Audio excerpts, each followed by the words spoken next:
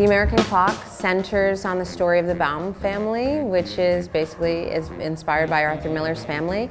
It opens right before the crash of 1929 in the American stock market.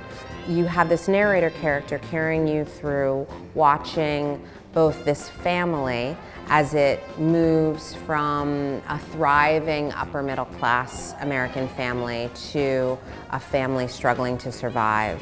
But the piece also moves all around the country. So you go to Iowa, where there's a farmers' uprising to prevent the seizing of farms.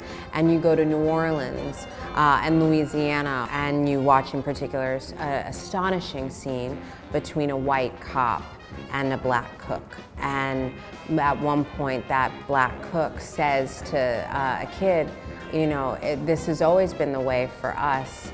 Truth is, the Depression just finally hit white people. It's just this story of this unfolding failing of an economic system.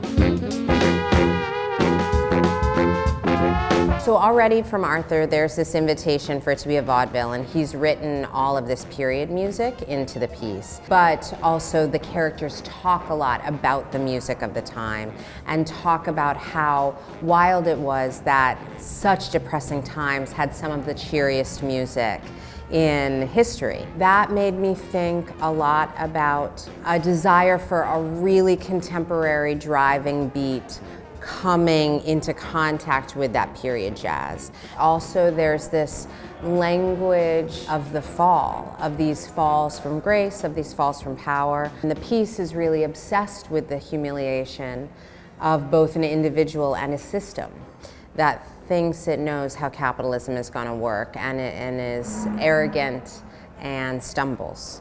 The cycle of the American family and the boom and bust remains constant even when the external face of the American family changes. And so that made me think a lot about race. So in this production, rather than a central white Jewish family, you'll watch the family get handed over from a white Jewish family to a Southeast Asian family to an African American family. So hopefully you'll feel that sense of the cycle of the clock. I think representation is one of the most important things that culture can be doing and must be doing quite actively right now to keep revising our sense of who is a hero, what does a family look like, what is a universal experience, and both the deconstruction of the idea that a universal experience is a white family. So I think that there's going to be something hopefully incredibly potent for audiences to go, oh, I recognize that family, but I also recognize that family and what that mother is struggling with or what that boy wants to be when he grows up. Yeah, that kind of shared experience is very much a heart of the production.